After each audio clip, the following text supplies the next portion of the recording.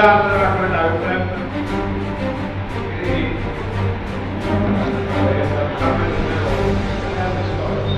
అన్ని జిల్లాలకు కలిగినటువంటి పోరాటాలు మన జిల్లాలో కూడా రైట్ రాబోయే రోజుల్లో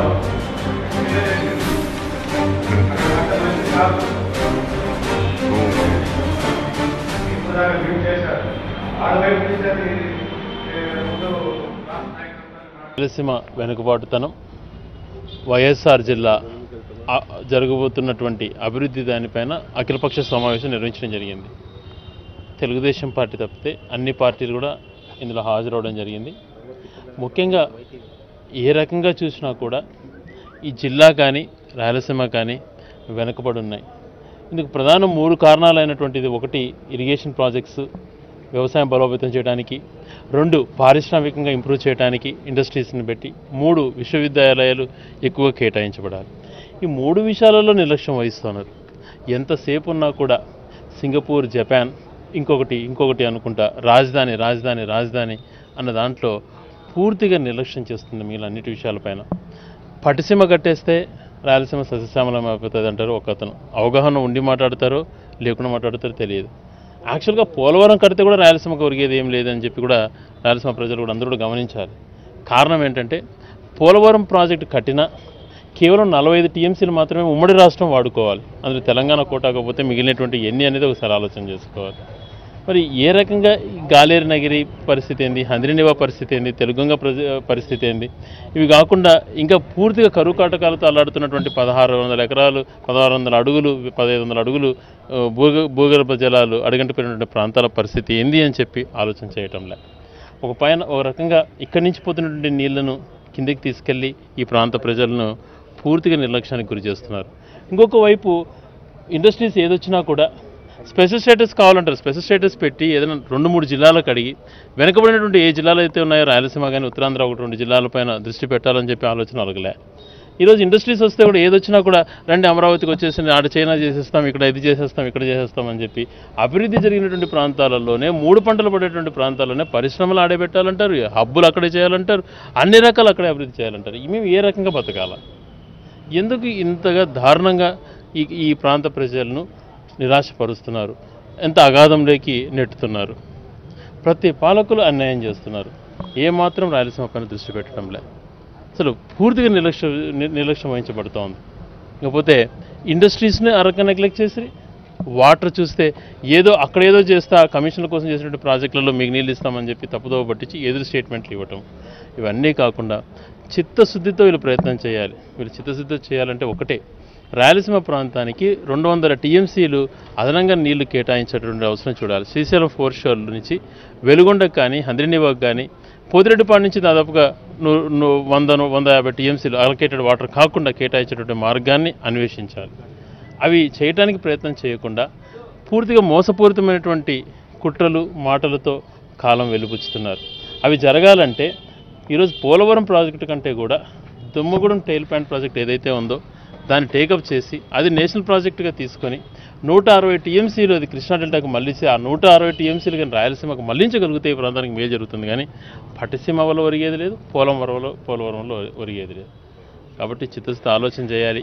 మేము కూడా అన్ని జిల్లాలలో అఖిలపక్ష సమావేశాలు అన్ని పార్టీలను కలుపుకొని మీటింగులు పెట్టి పెద్ద ఉద్యమం టైప్లో తీసుకెళ్లాలని చెప్పి ప్రయత్నం చేస్తున్నాం. అందులో భాగంగా ప్రజలు కూడా ఆలోచన చేయాలి. మభ్య మాటలకు ఏదో రాజకీయ పదవులకు అధికార పార్టీకి బెండ్ అవ్వద్దని చెప్పి ప్రాంత ప్రయోజనాల కోసం అందరం కలిసికట్టుగా పోరాడి ఈ ప్రాంతానికి న్యాయం చేయాలని చెప్పి హృదయపూర్వకంగా అందరినీ వేడుకుంటున్నాం.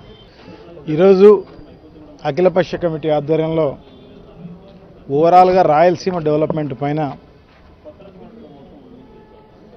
రాయలసీమ వెనుకబడిన తనానికి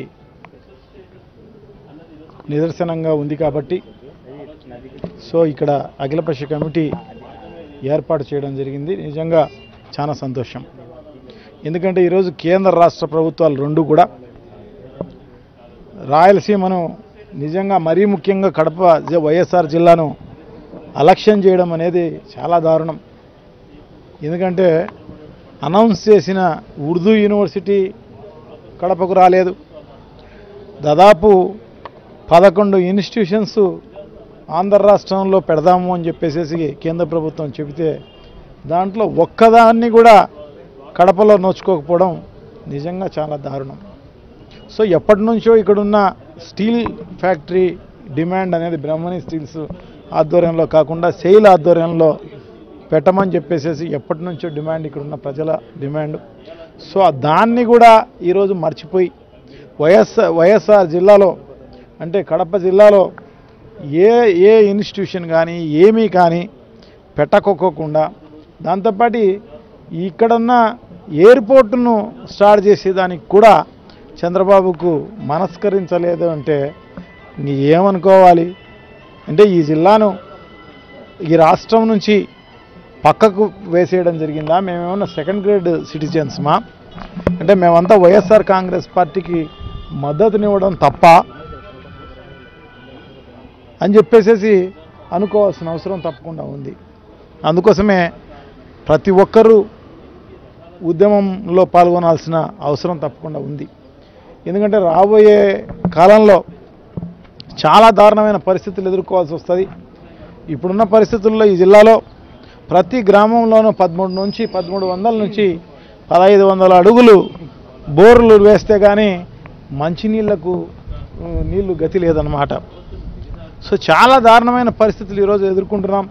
ఇంకా భవిష్యత్తులో ఇంకా కూడా ఎదుర్కోవాల్సిన అవసరం తప్పకుండా ఉంది. ఎందుకంటే ఈరోజు పట్టిసీమ అయితేనేమి, పోలవరం అయితేనేమి ఇవన్నీ కూడా నిర్మించాల్సిన పనిలే. సిడబ్ల్యూసీలో క్లియరెన్స్ రాగానే మనకున్న కృష్ణా జలాలు నికర జలాల నుంచి 35 టీఎంసీలు పోలవరం నుంచి, 35 టీఎంసీలు పట్టిసీమ నుంచి అది సిడబ్ల్యూసీలో తీర్మానం కాగానే మీ కృష్ణా నికర జలాల నుంచి కర్ణాటక, మహారాష్ట్ర వాళ్ళు పట్టుకునే పరిస్థితి ఉంటుందన్నమాట. సో ఇటువంటి పరిస్థితి ఎదురైతే ఇప్పుడు వచ్చే నీళ్లు కూడా రేపు వచ్చే పరిస్థితి లేదు. మహారాష్ట్రలోను కర్ణాటకలోనూ ఇప్పటికే ఇంకా ప్రాజెక్టులు నిర్మిస్తున్నారు. సో ఆ అన్ని దానిలకు ఆ నీళ్లు మళ్లించడం జరుగుతుంది. సో ఇప్పుడు వచ్చే నీళ్లు కూడా కృష్ణా జలాలు అనేటి మనం ఊరికి ఏదో ఎండమావి మరి చూసుకోవాల్సిందే తప్ప కృష్ణా జలాలు పూర్వం ఉన్నాయి అని చెప్పేసి. ఎందుకంటే పెన్నా రివర్ కూడా పెరెనియల్ రివర్, ఇది కూడా జీవనది అన్నమాట. దాన్ని ఈరోజు ఏం కనపడుతుంది? ఇసుక కనపడుతుంది తప్ప ఆ జీవనదిలో నీళ్లు లేవు. ఆ రకంగా కృష్ణా జలాలు కూడా మనం అనుకోవాల్సిన పరిస్థితి భవిష్యత్తులో ఉండబోతుంది అన్నమాట. సో అందుకోసమే పెద్ద ఎత్తున మనం అందరం కూడా రాయలసీమ వ్యాపితంగానే కాకుండా మన కడప జిల్లాలకు మాత్రం తప్పకుండా పెద్ద ఎత్తున ఉద్యమించాల్సిన అవసరం ఉంది. ఎందుకంటే ఏదో నీటి ఆధారమైనది ఒకటి కేసీ కెనాల్ ఉంది ఈ జిల్లాలో. రేపు ఆ కేసీ కెనాల్కి కూడా నీళ్ళు వచ్చే పరిస్థితి ఉండదు. సో అందుకోసమే పెద్ద ఎత్తున ఉద్యమం చేయాల్సిన అవసరం ఉంది. ఇదేదో నామకే వస్తే ఉద్యమం చేస్తే ఇప్పుడున్న ప్రభుత్వాలు దునపోతు పైన వానబడినట్టే అనమాట. సో ఎవరు పట్టించుకునే పరిస్థితి ఉండదు. సో దీన్ని పెద్ద ఎత్తున ప్రతి గ్రామానికి ప్రతి గడపకు తెలియజేయాల్సిన అవసరం ఉంది. ప్రతి ఒక్క మనిషి పాల్గొనాల్సిన అవసరం ఉంది. ఎందుకంటే భవిష్యత్ తరాలు చాలా ఇబ్బందులు పడే పరిస్థితి వస్తుందన్నమాట. ఇక్కడ నామరూపాలు లేకుండా పోయే పరిస్థితి వస్తుందన్నమాట. ప్రజలే ఉండని పరిస్థితి వస్తుందన్నమాట భవిష్యత్తులో. ఎక్కడ నీళ్ళు ఉంటే అక్కడికి వెళ్ళాల్సిన అవసరం వస్తుందన్నమాట భవిష్యత్తులో. అందుకోసం ఇక్కడంతా కూడా ఎడారిగా మారే అవకాశం ఉంది. ఇక్కడంతా కూడా మన రాయలసీమ జిల్లాల్లో మనుషులే ఉండని పరిస్థితి భవిష్యత్తులో ఉండబోతుందన్నమాట. సో ఇటువంటి పరిస్థితి ఉండకూడదనే ఉద్దేశంతో పెద్ద ఎత్తున ఉద్యమించాల్సిన అవసరం ఉంది. ఇప్పుడున్న నాయకులైతేనే చెప్పడం జరుగుతుందన్నమాట. అంటే పోలవరం వల్ల మనకు 45 టీఎంసీలు మన రాయలసీమకు వచ్చే అవకాశం ఉంది. సో అదే కాకోకుండా అదే దమ్మగూడెము నాగార్జున సాగర్ టైల్ పాండ్ సంబంధించిన ప్రాజెక్టు చేపడితే దాదాపు 160 టీఎంసీలు మనకు సఫిషియెంట్గా మనకు వచ్చే అవకాశం ఉందన్నమాట నీళ్ళు. సో రాయలసీమ సస్యశ్యామలం కావాలంటే దమ్మగూడెం నాగార్జున సాగర్ టైల్ పాండ్ పూర్తవుతేనే జరుగుతుందని చెప్పేసి తెలియజేసుకుంటున్నాం అన్నమాట. సో ఇవన్నీ కూడా పెద్ద ఎత్తున గ్రామానికి ప్రజలకు అందరికీ కూడా తెలియజేసి పెద్ద ఎత్తున ఉద్యమం చేయాలనేదే ఉద్దేశం. దాంతోపాటు ఒక జలయజ్ఞ కార్యక్రమమే కాదు, ఒక ఇండస్ట్రీసే కాదు, ఒక మౌలిక వసతులకు సంబంధించి కూడా రోడ్లకు సంబంధించి కూడా మిగతా చోట్ల అన్ని చోట్ల కూడా 6 లైన్స్ 4 లైన్స్ అది వేస్తాం ఇది వేస్తామని చెప్పేసి కథలు చెప్పే కార్యక్రమం చేస్తున్నారన్నమాట. సో మన ఈ రాయలసీమ జిల్లాలకు సంబంధించి కూడా ఇన్ఫ్రాస్ట్రక్చర్ అంతా కూడా మౌలిక రంగాల్లో కూడా పెద్ద ఎత్తున అభివృద్ధి చేయాల్సిన అవసరం తప్పకుండా ఉంది అన్నమాట. సో ఇవన్నీ దానిల గురించి పెద్ద ఎత్తున పోరాడాల్సిన అవసరం ఉంది. సో దానికి ఈ కార్యాచరణలో భాగంగా నిన్న కర్నూలు జిల్లాలో 4 రోజుల కిందట ఎమ్మెల్యేస్ తోటి మిగతా అందరితోటి కూడా పెద్ద ఎత్తున ఉద్యమం చేయడం జరిగింది. సో ఇదే కాకోకుండా ఈరోజు ఇక్కడ జరుగుతోంది. నెల్లూరు ప్రకాశం జిల్లాలే కాకుండా అనంతపూర్ చిత్తూరు జిల్లాల్లో కూడా ఇదే రకమైన ఇండివిజువల్ జిల్లాల మీటింగులు జరుపుకొని తర్వాత రాయలసీమ వ్యాప్తంగా అంటే నెల్లూరు ఒంగోలును కలుపుకొని ఒకచోట పెద్ద ఎత్తున ఈ డెలిగేట్స్ తోటి పెద్ద మీటింగ్ జరిపి దాంట్లో నిర్ణయించిన మేరకు పెద్ద ఎత్తున ఉద్యమాలు చేసే కార్యక్రమం తప్పకుండా చేసి కేంద్ర రాష్ట్ర ప్రభుత్వాలను మెడలు వంచే కార్యక్రమం తప్పకుండా చేస్తామని చెప్పేసి భావిస్తున్నాం.